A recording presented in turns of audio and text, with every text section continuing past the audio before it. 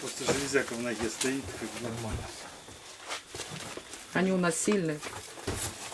Я хожу-то с трудом, а носить нельзя. Происходит выгрузка амуниции. Все то, что нам необходимо.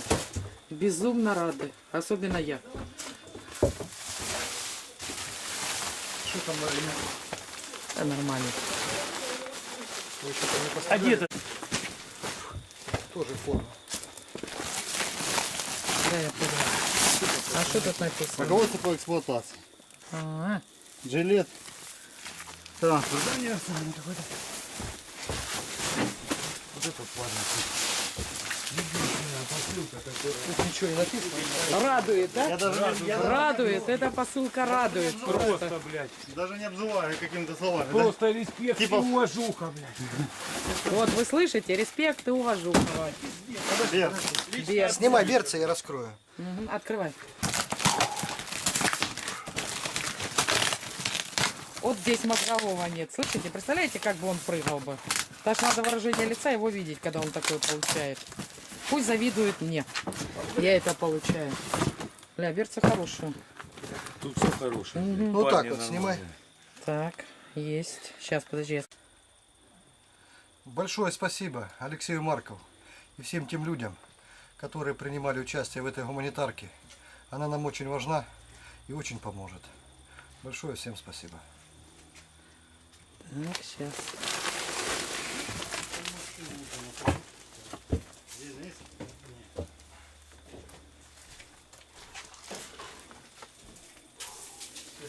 Ох, заложили.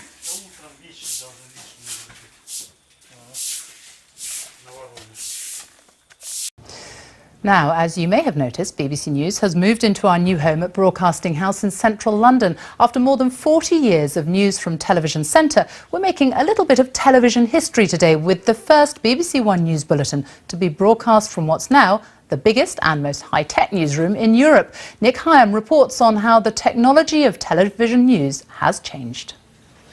In the Commons, Mr MacLeod has said that the London busman's pay claim... BBC News 1950s style. No auto cue, hand-drawn maps and graphics, a black and white business that relied on laboriously processed news film. Then, around 1980, the switch from film to video, a revolution. And the fighting after it was, if anything, fiercer than it was before. Everything changed in the early 80s with the arrival of the handheld electronic camera. And the marvellous thing about that was you didn't know how to process it, you could edit it in the field. So people like myself, we had this wonderful sense of freedom. We could be thousands of miles from this sort of editorial hub that you see here, and we had to be trusted. There was a second revolution too. Originally, news film shot abroad had to be packed up and sent unprocessed by plane, arriving a day or more late. Satellites changed all that.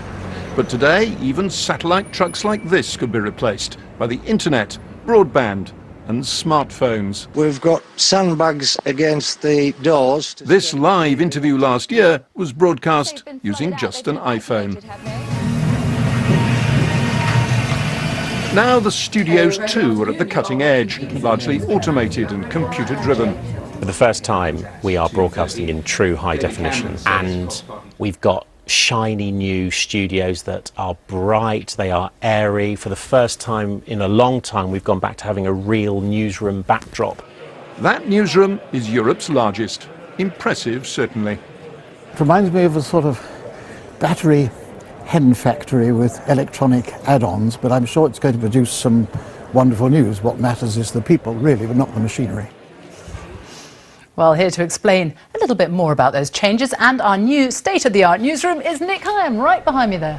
Yes, indeed. Here it is. It's absolutely enormous, and it's the base for 2,500 journalists. It brings together the BBC's television news, radio news, online news, and for the first time, BBC World Service and 29 language services as well. And at its heart, this news desk. Home news that side, foreign news that side, and fanned out around it, desks at which are working producers and editors are working at all of the various different bits of output. So you've got television news bulletins there, you've got BBC World Service there, BBC News Channel over there, the online news desk over there. And it's part of a £1 billion project, 6,000 staff working here in a new headquarters for the BBC alongside its iconic 1930s headquarters. Got all the latest technology, as you'd expect, and some old technology too. Some of us still read old-fashioned newspapers. They tidied that table up, I notice. Journalists, of course, very messy people. And at the back of the room, the galleries, as they're called by the BBC, the studio control rooms. This is the control room for Studio E. Barry, the director, outputting this very programme, and this studio and gallery will be home in the future to the news channel and to all the bulletins on BBC One. Sophie. Nick, thank you very much. Time now for a look at the weather. Here's Louise Lear. Hi, Louise. Hi there, Sophie. Well, I tell you what, the Great British Weather trying desperately hard to upstage our new look